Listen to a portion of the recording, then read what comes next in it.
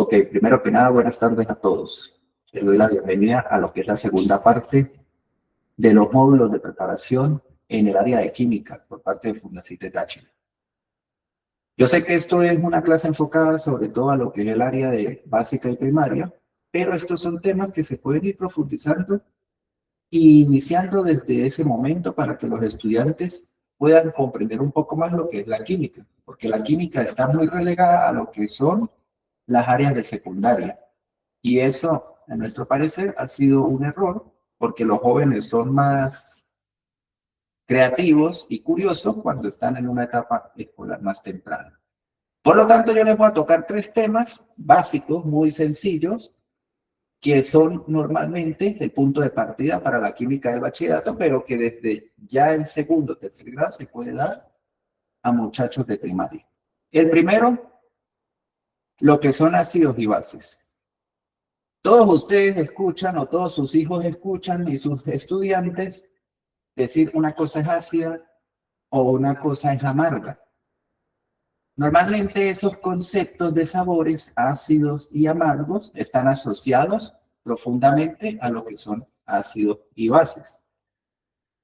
¿Por qué menciono los sabores? Porque es la mayor forma que tenemos de identificar lo que es un compuesto ácido y una base. Un compuesto ácido, por supuesto, tiene ese sabor característico cítrico, ácido fuertemente marcado. Las bases tienden a tener un sabor mucho más amargo, más repudiable por el sistema gustativo del ser humano.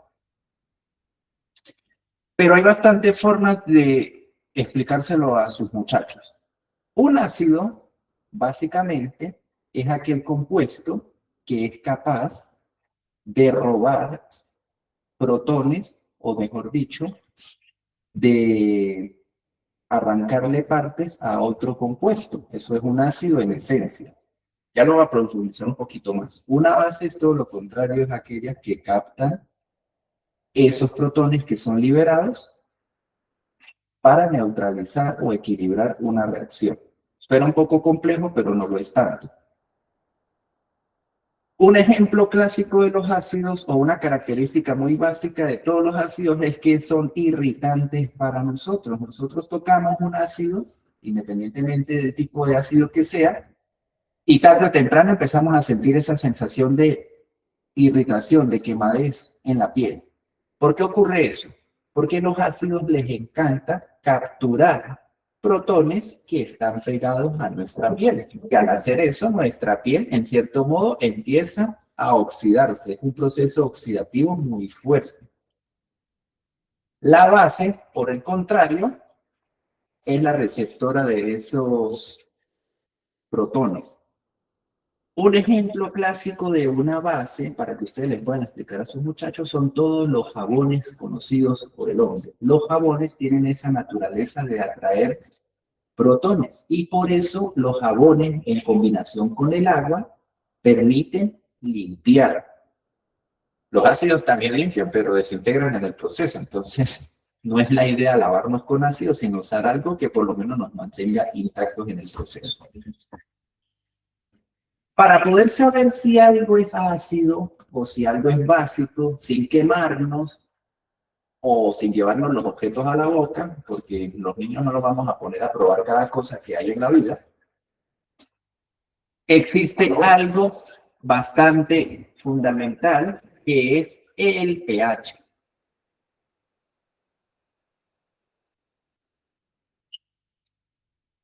pH es simplemente potencial de hidrógeno. Es una escala que nos permite identificar qué cosas son ácidas y qué cosas son básicas. El pH se mide en un valor que va desde el 0 hasta el número 14, teniendo un punto de equilibrio en el valor número 7. ¿Qué es lo que ocurre? El ser humano le encanta medir todo para poder tener todo debidamente clasificado y, por supuesto, los ácidos y las bases no se quedaron atrás. El pHímetro, o mejor dicho, la escala de pH nos permite identificar qué componentes son capaces de ceder protones y qué componentes son capaces de absorberlos, qué son ácidos y qué son bases.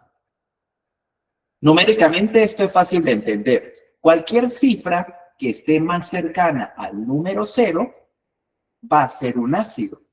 Cualquier cifra que esté más alejada del 0 va a ser una base. 7, que es el punto de equilibrio, es donde se encuentra el solvente universal de todo el planeta Tierra, que es el agua.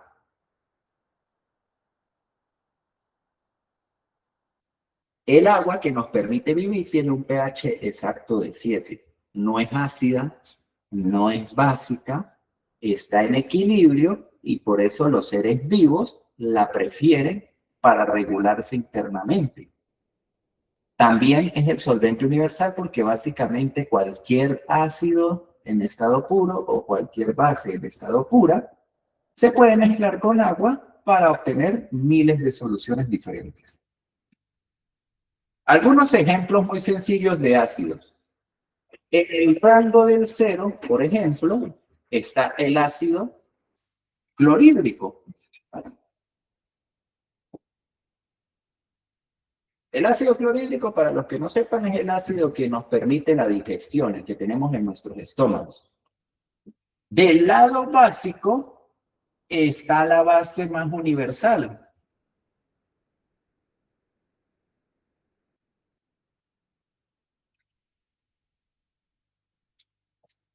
que se llama hidróxido de sodio o sosa cáustica. Ese es el nombre comercial, por así decirlo. Este es el punto más básico que existe en ácidos y bases. Esta es la base fundamental para originar todos los detergentes, jabones y químicos que utilizamos para la limpieza. Hay puntos intermedios que nosotros podemos señalarle a nuestros jóvenes, por ejemplo, uso doméstico en la cocina, vinagre, jugo de limón, tienen un valor aproximado de 3. Tenemos algunos pHs no tan alcalinos, como por ejemplo el jabón azul de lavar la ropa, que tiene un valor de 8. La sangre humana, que es el fluido que nos permite regularnos internamente, tiene un valor un poquito mayor a 7, 7.5. Mientras que algunas bebidas que a nosotros nos gustan, como el café o la cerveza, tienen un valor de 5.5. Esto por poner algunos ejemplos. Hay miles de ejemplos cotidianos que nosotros podemos dar, pero esto es para que ustedes se familiaricen con lo que es la escala del pH. Por supuesto, hay muchas formas de llevar esto a la práctica. No piensen que es solamente teoría. De allí podemos hacer nuestra propia forma de medición o pHímetro. Ok. Acá tenemos 3 soluciones que a simple vista no tienen nada diferente. Son 3 vasos llenos de un líquido transparente. Tenemos un indicador químico llamado tornasol que nos permite identificar el valor del pH con solo añadirlo. Y por acá tenemos un pHímetro digital para que nosotros podamos determinar el pH y tener un control. ¿Cuál es el papel del tornasol? El tornasol es una sustancia química que se encuentra de manera natural en las hojas de los repollos morados. Ese color morado que es característico del repollo tiene la capacidad de reaccionar con el ácido y con la base y cambiar su color. Por lo tanto, lo que vamos a usar es básicamente agua morada de ese tipo de repollo y vamos a identificar cuál de estos es ácido, cuál es básico y cuál es neutro. Están mezclados, no piensen que está todo organizadito. Acá tenemos el pHímetro, vamos a acercarlo un poco. Observamos un número 0 que es el indicador de la acidez y en la parte de abajo un 24.5 que es un termómetro que trae integrado el dispositivo. Por lo tanto, vamos a ver si el tornasol nos da coincidencia con la solución. Primera solución. Vamos a añadir un poquito del tornasol. Y vamos a ver qué sucede con el agua transparente. Vamos. Pues, ok. Vamos a observar, vamos a echar un poquito más porque no se ve muy bien.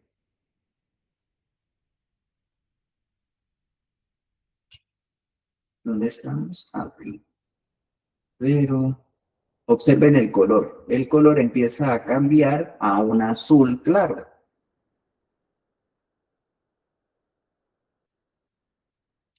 Ese color azul claro en el tornasol nos indica que es una solución básica, que tiene un pH mayor a 7.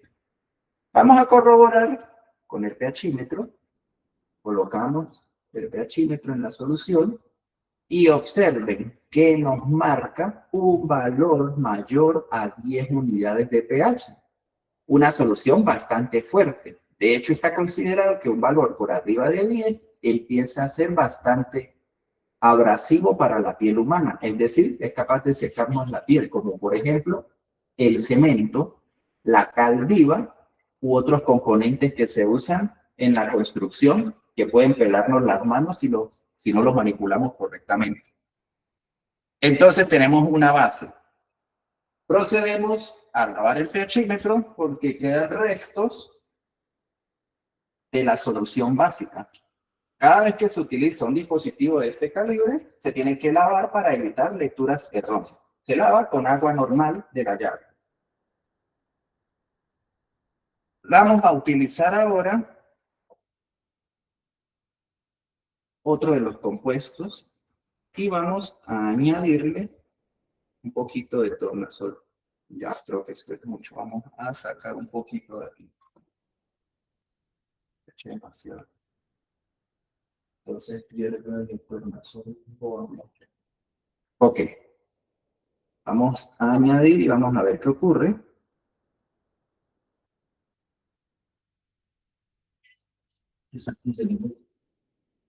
Eso lo digo ahorita. Observemos que ahora alcanza una coloración rojiza, rosada. El tornasol se coloca de estos colores rojizos cuando el medio es ácido.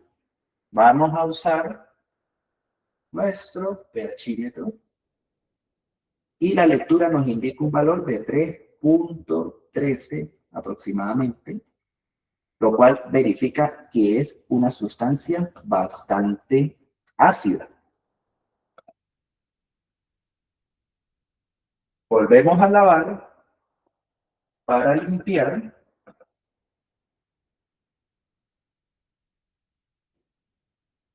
Y hacemos la prueba con el último recipiente, que por descarte será un compuesto neutro.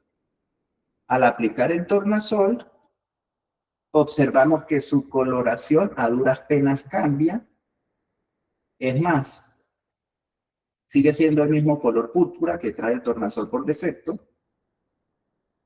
Colocamos el pHímetro.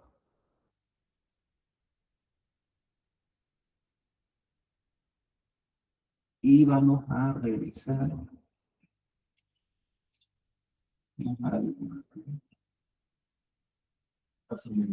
Está subiendo. A ver. Esto puede tardar un poquito en ajustarse. Bueno, no es ni tan neutro, es un valor ligeramente ácido, 5.6, 5.7. Ok, no hay problema. ¿Qué tipo de compuesto estábamos midiendo?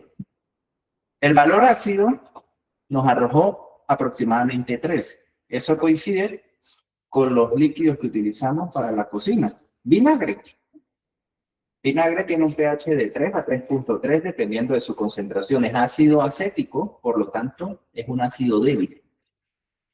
Esto se supone que debería de ser agua, pero muy probablemente o la vemos del pHímetro o el vaso ya estaba contaminado y por eso cambió ligeramente el pH. El pH del agua va desde 6.5 hasta 7.2 dependiendo de si es agua pura destilada o agua con minerales.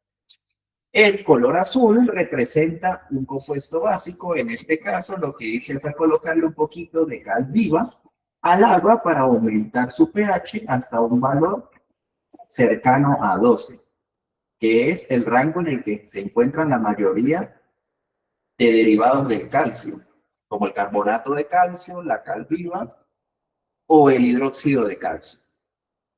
De este modo, únicamente por el color de un compuesto natural como el pigmento de los repollos morados, podemos darnos cuenta de cuál es la acidez que puede tener cualquier componente. Un experimento que los muchachos pueden interesarles, ya que les permite identificar cosas con la simple vista, en lugar de recurrir al tacto, que nos quemaría, o al gusto, que nos haría escupir, porque ¿quién va a querer llevarse un jabón a la boca? Creo que nadie.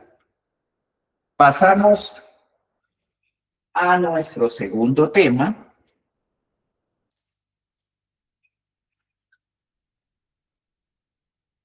que son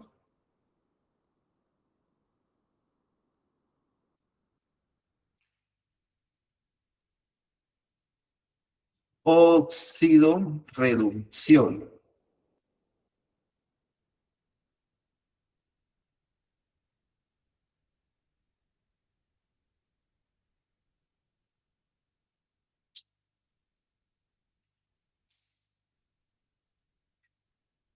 Vamos a cambiar de cámara.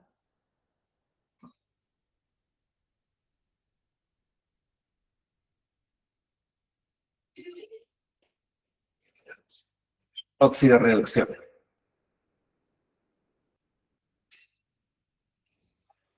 Vamos a trabajar ahora con la manipulación de un metal que se va a intercambiar con otro metal.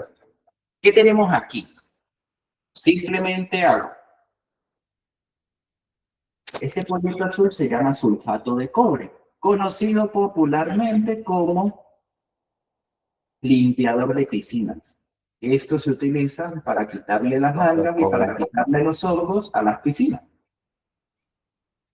Añadimos un poquito de esta sal de color azul a nuestra agua.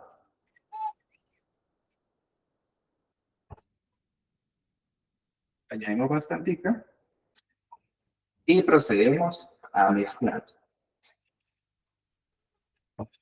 Mezclamos bastante bien para permitir que el sal se disuelva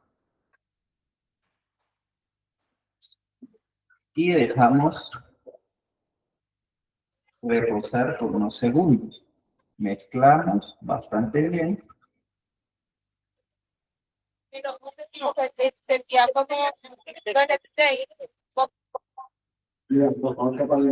Por favor, apagar el micrófono que se escucha cuando hablan.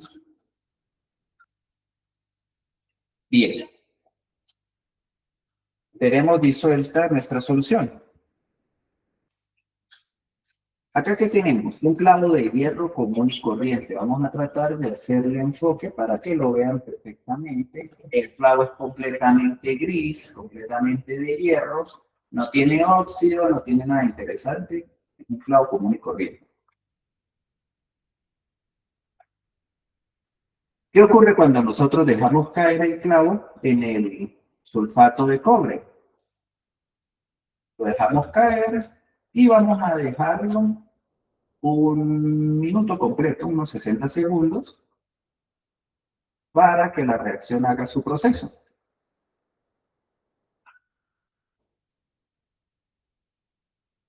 Vamos a contar 60 segundos, dejamos que haya reacción.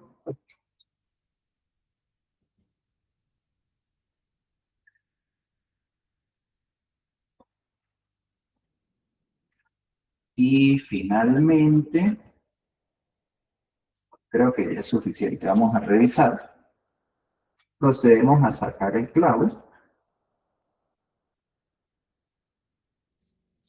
Y miren qué maravilla. El clavo se volvió rojo. No porque se oxidara, sino porque se enchapó en cobre. Se cubrió de un baño de cobre gracias a los procesos de oxidorreducción. Pero ¿qué es lo que ocurre realmente aquí? Vamos a pasar a la cámara vertical. Lo que ocurre es bastante sencillo de entender. Nosotros cuando le mencionamos a nuestros muchachos una cosa se oxidó, ellos entienden por lo general que los metales agarran un color anaranjado a marrón. Y si les decimos que un objeto se redujo, ellos no van a pensar en una reacción química, sino que que el objeto en cuestión se hizo más pequeño. Claro, son conceptos básicos de primaria, no están tan profundizados en este tema de la química. Pero en realidad podemos definir un proceso de oxidorreducción como aquel en el que se intercambian electrones, cargas negativas. Un óxido es cualquier material que cede electrones.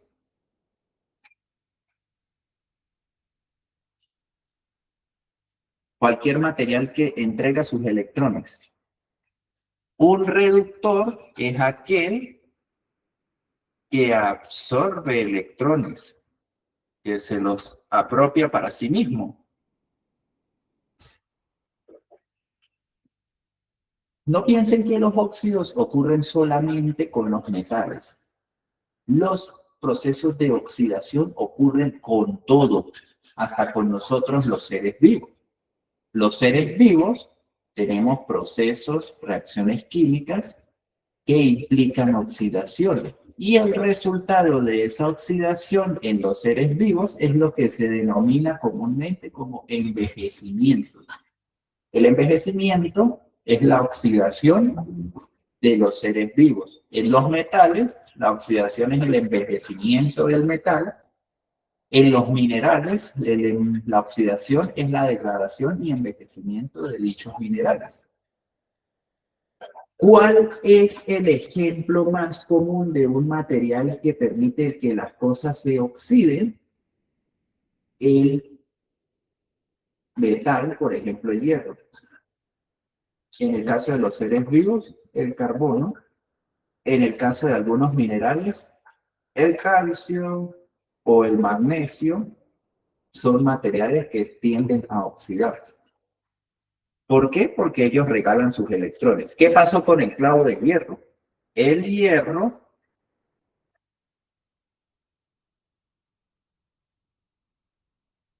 liberó un electrón del clavo. Ese electrón se disuelve en el agua y el cobre, que estaba disuelto en esa coloración azul junto con el azufre, absorbieron ese electrón. Al absorber ese electrón, el cobre agarra o adquiere la capacidad de pegarse al clavo de hierro, mientras que el hierro queda disuelto en la solución acuosa. Hay otra forma más sencilla de explicar lo que son reductores. El cobre, perfecto, atrapó un electrón. ¿Qué otra cosa ustedes le pueden dar como ejemplo a sus muchachos de un material que puede oxidar? La respuesta es básica, el oxígeno. El oxígeno oxida todo. ¿Qué necesitamos los seres vivos para respirar? Oxígeno. Y el oxígeno es el que nos da energía y capacidad de mantenernos con vida. Pero en consecuencia nos va envejeciendo lentamente. Dejen un pedazo de metal a la intemperie. El oxígeno empieza a comerse ese metal. Dejen un mineral expuesto al aire. Ese mineral se empieza a degradar por el oxígeno. El oxígeno es el reductor universal. Los óxidos pueden ser cualquier material que pueda ceder electrones. De hecho, solo hay un material que no se oxida, que es el oro. El oro es el único que tiene una capacidad de cero oxidación.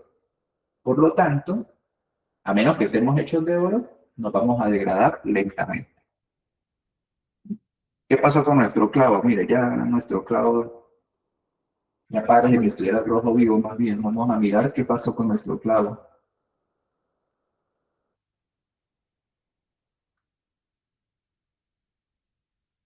Que hubiera oxidado más bien, pero todo esto es un baño de cobre. Estos procesos son los que se utilizan para generar baños de metales cuando queremos hacer orfebrería o decoración con metales. Pasamos a nuestro tercer y último experimento.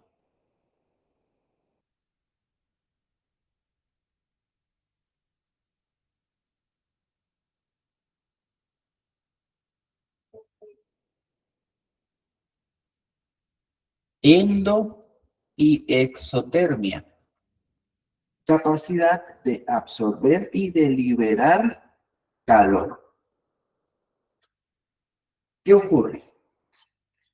Hay muchos procesos químicos que tienen la capacidad de hacer que lo que nosotros estemos trabajando se ponga caliente o se ponga frío.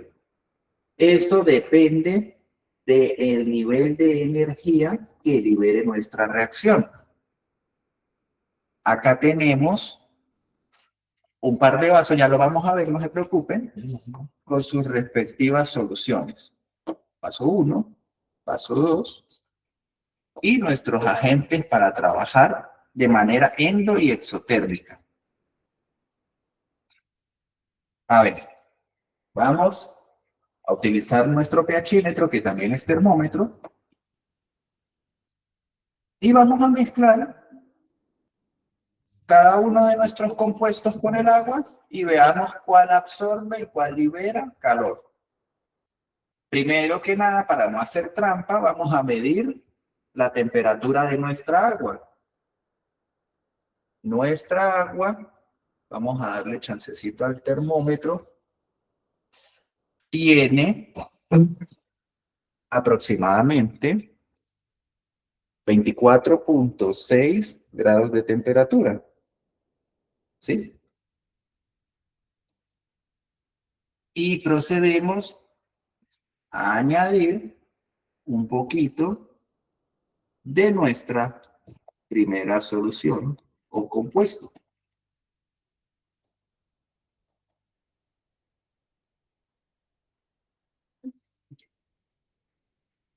Observemos que nuestra reacción hace que el termómetro empiece a bajar.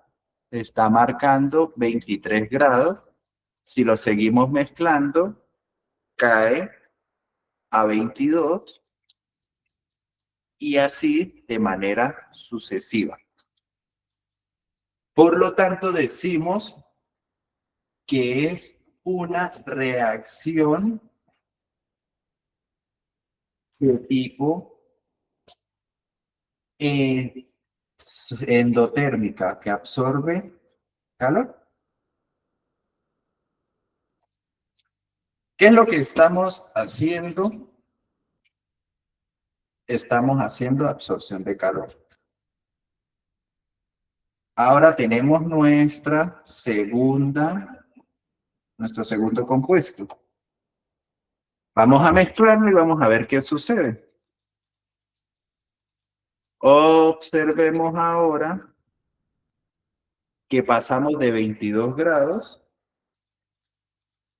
a 24.7, luego a 25 y así sucesivamente. Empieza a subir la temperatura.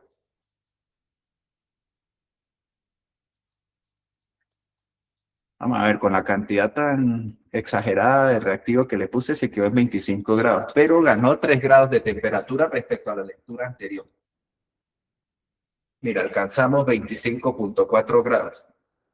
Claro, estas son soluciones o reacciones pequeñas porque tenemos cantidades limitadas de reactivos, pero esto se puede ver en muchos procesos a gran escala. Los que alguna vez han trabajado albañilería se han dado cuenta de que cuando mezclamos cemento o cal con agua, esta empieza a liberar calor. Ese es un proceso exotérmico que libera temperatura. Cuando nosotros hacemos una reacción, aunque esta reacción, hoy voy a dar un ejemplo, aunque esta reacción no tiene que ver con líquidos, sino con gases. Cuando nosotros agarramos una bombona de gas y le ponemos un soplete, el soplete quema el gas. Pero si tocamos el cilindro, la bombona se pone extremadamente fría. Incluso puede llegar a generar agua por condensación. Eso es una reacción que absorbe el calor del medio enfriándolo. ¿Qué es lo que sucede técnicamente a nivel más teórico? A nivel teórico, un proceso endotérmico es aquel en el cual una reacción empieza a capturar energía. Vamos a señalar la energía como si fueran flechitas. ¿Por qué ocurre esto? Digamos, por ejemplo, que tenemos una molécula. Vamos a dibujar la molécula como si fueran pelotitas. Estas moléculas están unidas. Ahorita explico qué sustancia colocamos. Cuando hay un enlace y no hay suficiente energía, la reacción puede llevarse a cabo robándole energía al medio que lo rodea, en este caso el agua. Cuando eso sucede, el enlace se rompe y la temperatura disminuye. En exotermia es al revés. Si tenemos un enlace y ese enlace se puede romper fácilmente, la reacción libera calor. Cuando hay demasiada energía o el enlace es muy débil, el enlace desaparece y la temperatura aumenta porque hay demasiada energía de sobra. Y esa energía se disipa en el agua en el cual estamos haciendo nuestra reacción. Por lo tanto, la temperatura empieza a aumentar. ¿Qué compuestos colocamos? Para subir la temperatura, se utilizó urea. La urea es capaz de calentar el agua por reacciones exotérmicas y para bajar la temperatura se utilizó amonio. El amonio, al mezclarse con agua, es capaz de bajar la temperatura. No es que vamos a congelar el agua ni la vamos a poner a hervir, ¿no? El cambio de temperatura es de alrededor de 4 o 5 grados centígrados, suficiente para que un termómetro lo registre y podamos mostrárselo a nuestros estudiantes. ¿Dónde se consigue la urea? La urea es un fertilizante que se consigue en cualquier agrotienda competente, y si no tienen urea, entonces son incompetentes porque deberían de tenerlo. ¿Y dónde se consigue el amonio? En cualquier tienda que venda genéricos, porque es la base de muchos desinfectantes. El amonio, no el amoníaco, ¿no? El amoníaco es un gas. El amonio, que es una mezcla líquida, se consigue en tiendas de detergentes de genéricos. Al mezclarse con agua, la temperatura disminuye ligeramente. De ese modo, por medio de simples reacciones, podemos explicarle a los muchachos cómo funciona un poco más el mundo a través de la química. Podemos explicarles que el calor no es simplemente que algo pasa por una llama, por una candela, o que algo recibe sol, sino que también el calor puede aparecer por medio de reacciones químicas. Podemos explicarle a nuestros jóvenes que oxidarse no es colocar algo en agua y dejarlo al sol, sino que la oxidación ocurre para todos por igual y que puede generar beneficios para nosotros, como por ejemplo adornar cosas metálicas con otros metales. Y también podemos explicarle a los muchachos que no todo lo que comemos es exactamente igual y que no todo lo que utilizamos es igual, sino que tiene diferencias como la acidez. Hay muchísimos temas más en química que se pueden explicar, pero ya será material para otra clase porque entonces nos extenderíamos demasiado. Entonces, hasta este punto lo dejamos, agradecidos con cada uno de ustedes por prestar atención. Si tienen preguntas, adelante, pueden dictarlas todas las que quieran, que para eso estamos, para informar y para facilitarles a ustedes cualquier información. Muchas gracias.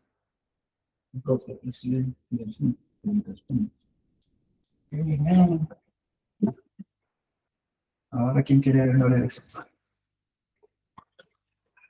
No, ajá. A ver, si tienen preguntas, adelante, porque yo sé que lo más difícil puede ser hacerle entender esto a un niño, pero sí se puede, porque son temas iniciales.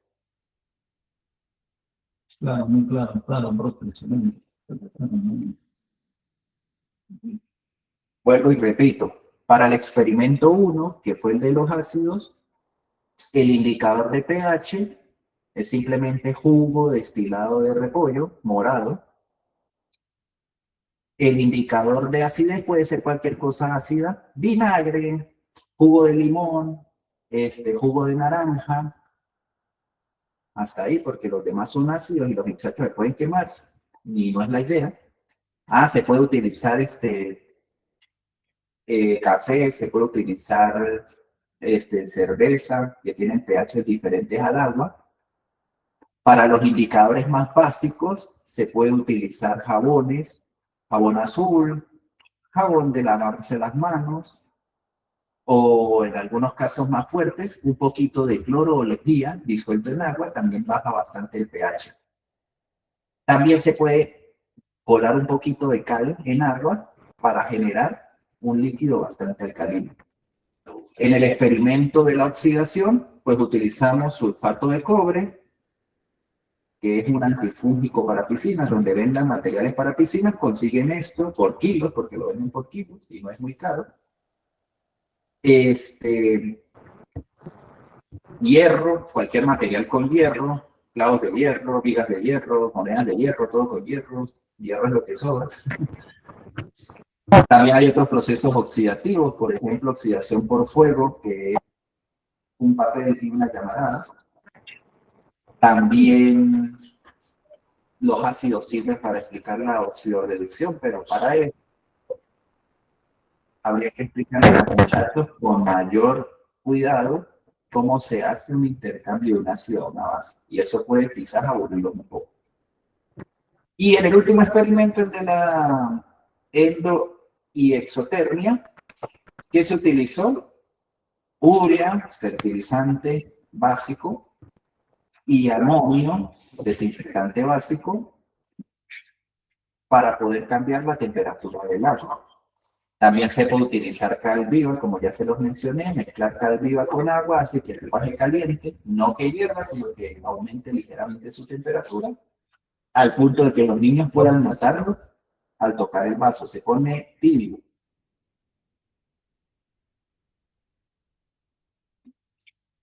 Entonces no hay preguntas, están todos claros, cristalinos, como todos los líquidos que mezclamos.